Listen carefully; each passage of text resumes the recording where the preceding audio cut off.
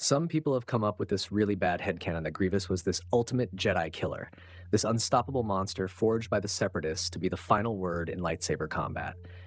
He collected sabers like trophies and was, let's be fair, terrifyingly good at his job. But what happens when that specialized hunter comes up against a monster that's on a completely different level? What happens when this cyborg, who's all logic and programming, has to face a true Sith Lord? A guy who's pure rage, who uses the Force not for defense, but to dominate. There's a critical flaw in Grievous's whole design, a weakness so catastrophic that Vader wouldn't just exploit it, he'd walk right through it. It's the reason this dream duel wouldn't even be a contest. It'd be an execution. This is the fatal flaw that guarantees Vader demolishes Grievous. Okay, so to understand why Grievous's downfall is so guaranteed, we have to give him his due. We have to build up the myth. General Grievous wasn't just some droid, he was a Kaleesh warlord, basically a demigod to his people, before he got his cybernetics. And after his transformation, Count Dooku, one of the best duelists ever, trained him personally. Grievous was taught how to be lethal. His whole design was about intimidation. He had superhuman strength and speed, and his brain was basically a combat computer that could analyze a Jedi's fighting style in real time and figure out how to counter it. That's how he could go up against Jedi Masters. And then there was his signature move, splitting his arms to come at you with 4 lightsabers, a spinning whirlwind of death hitting you with over 20 strikes a second. Jedi are trained for one-on-one fights, not for a chaotic blade saw designed to overwhelm and inspire fear. And it worked. Grievous's list of Jedi kills is huge, especially in Legends. We're talking dozens of confirmed kills. He went up against council members like Kit Fisto and even held his own against Mace Windu for a bit. He was a monster, built for a very specific task.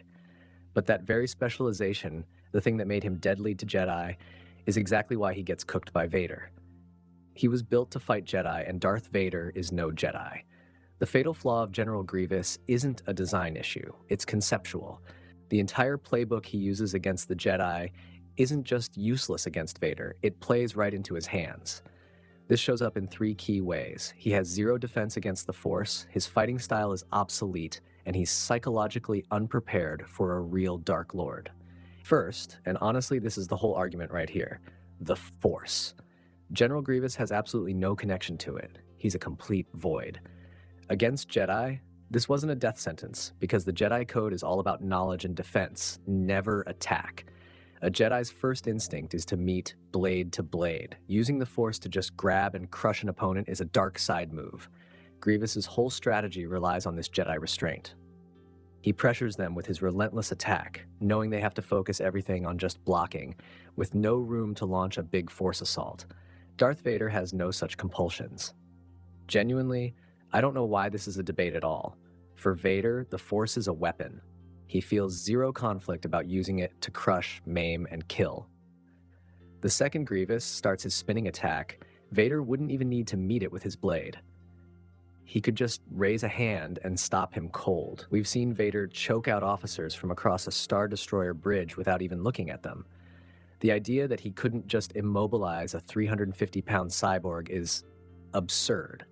Sure, Grievous has clawed feet to anchor himself against a Force push, but that's like bracing for a strong wind when a hurricane is coming.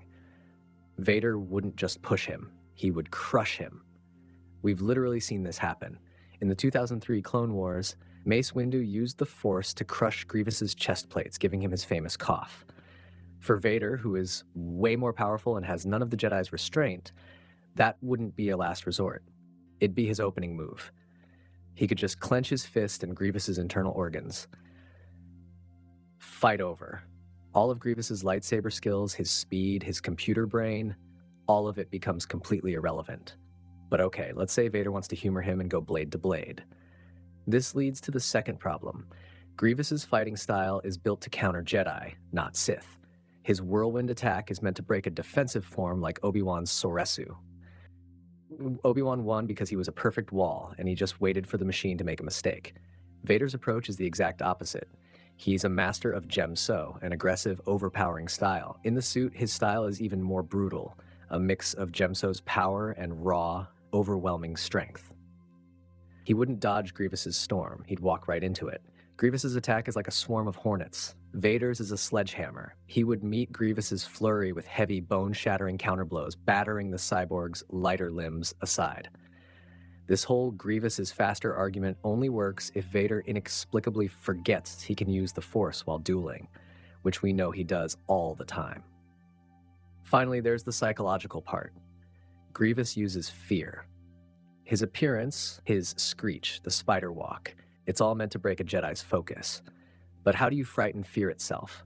Vader's presence is a weapon. He radiates pain and hatred. Grievous's spooky act would be like a child trying to scare a volcano.